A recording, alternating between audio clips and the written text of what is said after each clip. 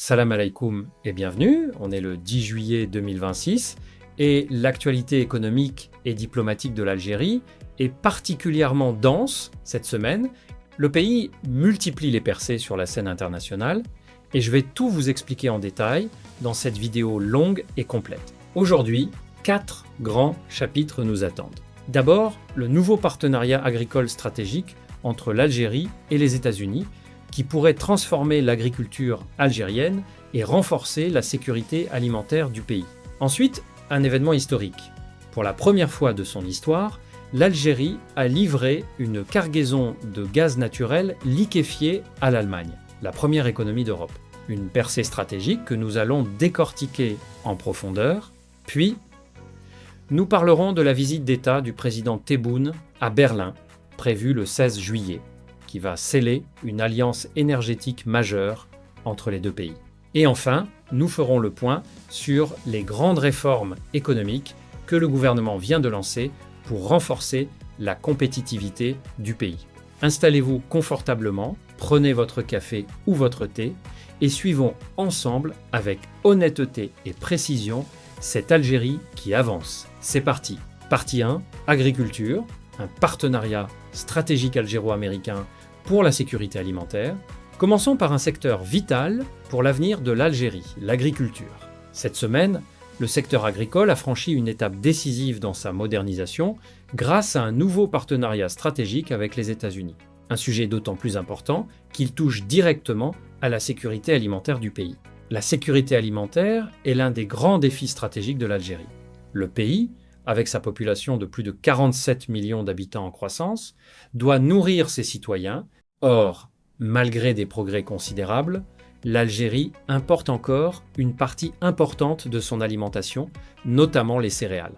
Réduire cette dépendance alimentaire, atteindre l'autosuffisance dans un maximum de produits, c'est un objectif de souveraineté nationale. C'est dans ce contexte qu'intervient ce nouveau partenariat avec les États-Unis, qui sont l'une des plus grandes puissances agricoles du monde. Les États-Unis disposent d'un savoir-faire agricole de pointe, de technologies avancées, de semences performantes et d'une expérience considérable dans l'agriculture à grande échelle. Ce partenariat vise à transférer une partie de ce savoir-faire vers l'Algérie. Les domaines de coopération sont multiples. Il y a d'abord la modernisation des techniques agricoles, avec l'introduction de méthodes de culture plus productives et plus économes en eau, un enjeu crucial dans un pays confronté au stress hydrique. Il y a ensuite la formation, avec le partage d'expertise et la formation des agriculteurs et des ingénieurs algériens. Il y a aussi la mécanisation, avec l'accès à des équipements agricoles modernes. Et il y a la question des semences améliorées, qui permettent d'augmenter les rendements. Ce partenariat agricole s'inscrit dans une dynamique plus large de rapprochement entre l'Algérie et les États-Unis. Nous en avons parlé récemment. La coopération militaire entre les deux pays s'est renforcée, avec une rencontre importante à Luanda fin juin. Sur le plan économique, les chambres de commerce américaines multiplient les initiatives en Algérie. Et les rapports américains, comme celui de USA Today, présentent l'Algérie comme un géant économique en devenir. L'agriculture devient donc un nouveau pilier de cette relation algéro-américaine.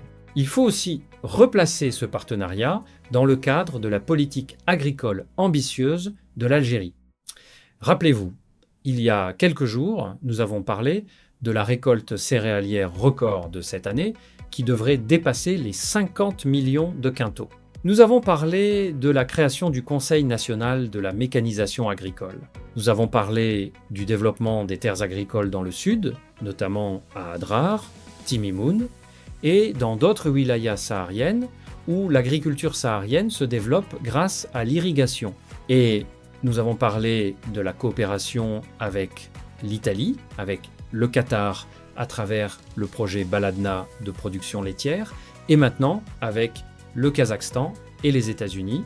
Toutes ces initiatives convergent vers un même objectif, faire de l'agriculture un pilier majeur de l'économie algérienne, réduire la dépendance alimentaire et même, à terme, devenir un exportateur de produits agricoles.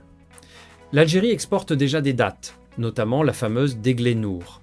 Elle pourrait demain exporter bien d'autres produits. Il faut noter que l'agriculture représente déjà environ 13% du produit intérieur brut algérien et emploie près de 10% de la population active. C'est la deuxième activité économique du pays après les hydrocarbures. Un secteur avec un potentiel énorme, encore largement sous-exploité. Chaque avancée dans la modernisation agricole, comme ce partenariat avec les États-Unis, rapproche l'Algérie de son objectif de souveraineté alimentaire. Et dans un monde où les crises alimentaires et les tensions sur les marchés des céréales se multiplient, cette souveraineté est plus précieuse que jamais. Partie 2 première historique. Le gaz algérien débarque en Allemagne. Passons maintenant à l'événement énergétique majeur de cette semaine. Un moment qui restera dans les annales de Sonatrach et de l'économie algérienne. Pour la première fois de son histoire, l'Algérie a livré directement une cargaison de gaz naturel liquéfié à l'Allemagne, la première économie d'Europe. C'est une percée stratégique de premier ordre. Reprenons les faits en détail. Le 2 juillet 2026, un méthanier nommé Tessala, un navire appartenant à la flotte de Sonatrach, a accosté au terminal flottant de regazéfication de Wilhelmshaven sur la côte nord de l'Allemagne. À son bord, une cargaison de gaz naturel liquéfié chargée au complexe de liquéfaction GL2Z de Betiwa, dans la wilaya d'Oran, sur la côte ouest algérienne. Sonatrach a officiellement annoncé cette opération dans un communiqué publié le mercredi 7 juillet. Pour bien comprendre l'importance de cet événement, il faut d'abord expliquer ce qu'est le gaz naturel liquéfié, qu'on appelle le GNL. Le gaz naturel, à l'état normal, est un gaz. Pour le transporter sur de longues distances par bateau, on le refroidit à moins 160 degrés Celsius, ce qui le transforme en liquide. Sous forme liquide, son volume est réduit 600 fois, ce qui permet de le transporter dans des navires spéciaux appelés méthaniers. Une fois arrivé à destination, il est réchauffé et redevient gazeux pour être injecté dans le réseau. C'est cette technologie qui permet à l'Algérie d'exporter son gaz partout dans le monde, même vers des pays non reliés par gazoduc. Pourquoi cette livraison à l'Allemagne est-elle si importante? Pour plusieurs raisons que je vais vous détailler. Premièrement, l'Allemagne n'est pas n'importe quel client. C'est la première économie d'Europe et la troisième économie mondiale.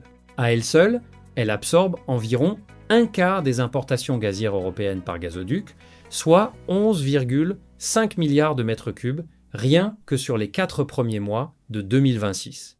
C'est un marché gigantesque et stratégique. Deuxièmement, jusqu'à présent, le gaz algérien arrivait en Allemagne uniquement de manière indirecte, en transitant par le réseau interconnecté européen. Il n'y avait jamais eu de livraison directe de GNL algérien vers un terminal allemand. Cette cargaison du 2 juillet marque donc une grande première, l'ouverture d'un nouveau canal commercial direct entre l'Algérie et l'Allemagne. Troisièmement, cette percée s'inscrit dans le contexte de la recherche allemande de sécurité énergétique. Depuis la réduction drastique des livraisons de gaz russe à l'Europe, l'Allemagne cherche désespérément à diversifier ses sources d'approvisionnement. Elle a construit en urgence des terminaux flottants de regazéfication, comme celui de Wilhelmshaven, pour pouvoir importer du GNL, et elle se tourne vers des fournisseurs fiables. L'Algérie, avec sa proximité géographique et sa réputation de fiabilité, est un partenaire idéal. D'ailleurs, un responsable allemand a résumé la situation de manière très parlante. Le PDG de VNG, le premier distributeur de gaz d'Allemagne, a déclaré que, pour garantir un haut niveau de sécurité d'approvisionnement, l'Allemagne diversifie constamment ses sources de gaz, provenant principalement de Norvège et d'Algérie. Autrement dit, l'Algérie est désormais placée au même rang que la Norvège, le fournisseur historique de l'Europe du Nord. C'est une reconnaissance de poids. Cette livraison n'est pas un coup d'essai ponctuel. Sonatrach a clairement indiqué vouloir pérenniser et développer ses exportations vers le marché allemand dans une logique de présence durable. Le groupe algérien veut élargir son portefeuille de clients au-delà de ses marchés traditionnels que sont la France, l'Espagne et l'Italie. Parlons justement des chiffres du gaz algérien, car ils sont impressionnants. En mai 2026, les exportations algériennes de GNL ont atteint 1,04 million de tonnes, le meilleur niveau mensuel depuis octobre 2025, en progression de près de 49% par rapport au mois d'avril. Depuis le début de l'année 2026, les exportations algériennes de gaz vers l'Europe enchaînent 4 mois consécutifs de hausse, portés par la fiabilité des infrastructures algériennes face à l'instabilité de certains concurrents. L'Algérie a également repris sa position de premier fournisseur de gaz naturel de l'Espagne, avec 42,6% des importations espagnoles au mois de mai. L'Italie reste le premier client de Sonatrach en Europe, avec plus de 20 milliards de mètres cubes fournis en 2025, soit environ 30% de la consommation italienne. Et récemment, l'Algérie a même livré une cargaison aux Pays-Bas, un marché rarement desservi, marquant un retour après 2 ans d'absence. Tous ces chiffres racontent une même histoire. L'Algérie est en train de consolider et d'étendre sa position de fournisseur énergétique incontournable de l'Europe. Dans un contexte géopolitique où l'Europe cherche à sécuriser ses approvisionnements, l'Algérie apparaît comme un partenaire stable, fiable et proche géographiquement. C'est un atout stratégique considérable qui rapporte des devises précieuses et qui renforce le poids diplomatique du pays. Partie 3. Tebboune à Berlin, le 16 juillet. Une alliance énergétique majeure se dessine. Cette percée gazière vers l'Allemagne nous amène naturellement au 3e grand sujet de cette vidéo. La visite d'État du président Abdelmadjid Tebboune en Allemagne, prévue le 16 juillet 2026, sur invitation de son homologue allemand. Cette visite est un événement diplomatique de premier plan et elle va bien au-delà du simple protocole. Cette visite d'État intervient à un moment charnière des relations entre les deux pays. La livraison de GNL du 2 juillet n'était pas un hasard de calendrier. Elle prépare le terrain pour cette rencontre au sommet qui doit consolider et approfondir une alliance énergétique stratégique entre Alger et Berlin. Le cœur de cette alliance, c'est l'énergie, et en particulier l'énergie du futur, l'hydrogène vert. Laissez-moi vous expliquer pourquoi ce sujet est si important. L'hydrogène vert est un carburant propre, produit à partir d'énergies renouvelables, comme le solaire, sans émettre de gaz à effet de serre. C'est considéré comme l'une des énergies clés de la transition écologique mondiale.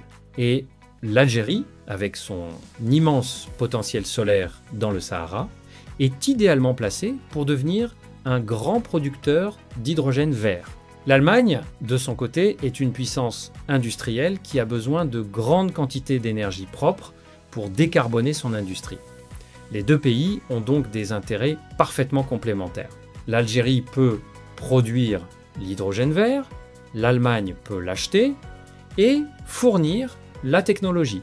Concrètement, un projet majeur est déjà sur les rails, le corridor Sout-H2. Il s'agit d'un gigantesque projet de gazoduc destiné à acheminer l'hydrogène vert produit en Algérie vers l'Europe, en passant par la Tunisie, l'Italie, l'Autriche, jusqu'à l'Allemagne. Ce corridor vise à transporter jusqu'à 1,2 million de tonnes d'hydrogène renouvelable produit sur le sol algérien. Et l'ambition algérienne est claire, couvrir 10% de la demande européenne en hydrogène à l'horizon 2040. Le 10 à 7 juin dernier, un mémorandum d'entente a déjà été signé entre Sonatrach et la société allemande VNG en vue d'explorer les possibilités de coopération dans l'hydrogène vert et la réduction des émissions de méthane. La visite de Tebboune à Berlin devrait permettre de franchir une nouvelle étape avec sans doute la signature de nouveaux accords. Mais l'énergie n'est pas le seul sujet de cette visite. L'Allemagne s'intéresse de plus en plus à l'Algérie comme destination industrielle. Rappelez-vous, il y a quelques semaines, nous avons parlé de la venue de 6 grandes entreprises allemandes dans le secteur automobile. L'ambassadeur d'Allemagne en Algérie a d'ailleurs multiplié les déclarations positives sur le potentiel économique algérien. Cette visite d'État pourrait donc aussi ouvrir de nouveaux chantiers dans l'industrie, l'automobile, les technologies et la formation. Il faut souligner la portée symbolique de cette visite. Un président algérien reçu en visite d'État par l'Allemagne, la première puissance européenne, c'est un signal fort Cela montre que l'Algérie est désormais considérée comme un partenaire de premier plan, un acteur avec lequel les grandes puissances veulent traiter d'égal à égal. C'est la reconnaissance concrète de la montée en puissance de l'Algérie sur la scène internationale. Cette visite illustre aussi la cohérence de la diplomatie algérienne. Souvenez-vous, dans nos vidéos précédentes, nous avons parlé de la visite prochaine de Pedro Sánchez, le chef du gouvernement espagnol, attendu à Alger le 20 juillet. Nous avons parlé de l'ouverture vers le Kazakhstan, de la coopération renforcée avec les États-Unis, de la Chine, de la Russie. L'Algérie tisse méthodiquement une toile de partenariat stratégique avec toutes les grandes puissances, sans exclusive, en défendant toujours ses propres intérêts. La visite à Berlin est une pièce maîtresse de cette stratégie. Partie 4, les grandes réformes économiques du gouvernement pour renforcer la compétitivité. Pour ce 4e et dernier grand chapitre, intéressons-nous aux réformes de fond que le gouvernement algérien vient de lancer. Car au-delà des grands projets spectaculaires et des percées diplomatiques, il y a un travail moins visible, mais tout aussi essentiel, la réforme des règles et des institutions économiques pour rendre le pays plus compétitif et plus attractif. Le gouvernement poursuit la mise en œuvre de son agenda de réformes économiques en s'attaquant à plusieurs dossiers jugés stratégiques pour renforcer la compétitivité du pays. Ces réformes touchent des domaines variés mais complémentaires. Un premier chantier majeur concerne la digitalisation des procédures. L'Algérie accélère la numérisation des démarches administratives pour les entreprises, notamment les entreprises publiques, en particulier dans le domaine des importations. L'objectif est de simplifier, d'accélérer et de rendre plus transparentes les procédures. Fini la paperasse interminable et les circuits administratifs opaques. Avec la digitalisation, tout devient plus rapide, plus traçable et moins propice à la corruption. C'est un facteur clé pour améliorer le climat des affaires et attirer les investisseurs. Un deuxième chantier concerne le secteur bancaire et financier. À partir du 10 juillet 2026, c'est à dire aujourd'hui même, une nouveauté importante entre en vigueur. Les banques algériennes ouvriront désormais le samedi matin. Jusqu'à présent, se rendre à sa banque le samedi était impossible, sauf cas exceptionnel. Désormais, ce sera possible. Cela peut paraître un détail, mais c'est en réalité une amélioration concrète du service aux citoyens et aux entreprises. Cela facilite les opérations bancaires, réduit les files d'attente en semaine et modernise le fonctionnement du secteur financier. C'est aussi un signe de la volonté de dynamiser l'activité économique. Cette mesure s'inscrit dans un ensemble de réformes du secteur bancaire que nous avons évoquées précédemment. Rappelez-vous, la Banque d'Algérie a récemment publié une note fixant les seuils des taux d'intérêt pour mieux encadrer le crédit.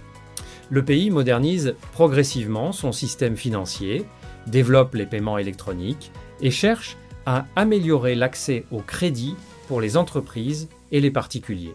Un troisième chantier concerne l'amélioration du climat des investissements. L'Algérie a déjà accompli des progrès considérables dans ce domaine, comme en témoigne le retrait de la liste grise du GAFI et l'afflux de plus de 350 projets d'investissement étrangers en une année. Mais le gouvernement veut aller plus loin en simplifiant encore les procédures, en réduisant les délais et en offrant des garanties aux investisseurs. Ces réformes économiques, prises ensemble, dessinent une stratégie cohérente. L'Algérie ne se contente pas de lancer de grands projets d'infrastructure ou de signer des contrats énergétiques. Elle travaille aussi sur les fondations institutionnelles de son économie, la transparence, la digitalisation, la modernisation du système financier, l'amélioration du climat des affaires. Ce sont ces réformes de fond qui vont déterminer, sur le long terme, la capacité de l'Algérie à diversifier son économie et à attirer durablement les investissements. Il faut toutefois rester lucide, comme toujours sur cette chaîne. Ces réformes prennent du temps à produire leurs effets. La bureaucratie algérienne reste lourde, les habitudes sont parfois difficiles à changer et il y a encore beaucoup de chemin à parcourir. Le FMI, dans son rapport récent dont nous avons parlé, a d'ailleurs insisté sur la nécessité de poursuivre et d'approfondir ces réformes, notamment pour développer le secteur privé et réduire le poids de la bureaucratie. Mais la direction est la bonne Et chaque réforme, même modeste en apparence comme l'ouverture des banques le samedi, contribue à moderniser progressivement le pays. Voilà pour ce grand tour d'horizon de l'actualité algérienne en ce 10 juillet 2026. Une semaine riche en percées économiques et diplomatiques qui confirme la dynamique dans laquelle l'Algérie est engagée. Récapitulons les points essentiels. Sur le plan agricole, l'Algérie a scellé un partenariat stratégique avec les États-Unis pour moderniser son agriculture, transférer du savoir-faire et renforcer sa sécurité alimentaire, un objectif de souveraineté nationale crucial. Pour la première fois de son histoire, l'Algérie a livré directement une cargaison de gaz naturel liquéfié à l'Allemagne, la première économie d'Europe. Une percée stratégique qui place l'Algérie au rang des fournisseurs énergétiques incontournables du continent européen, aux côtés de la Norvège, dans un contexte où l'Europe cherche à sécuriser ses approvisionnements.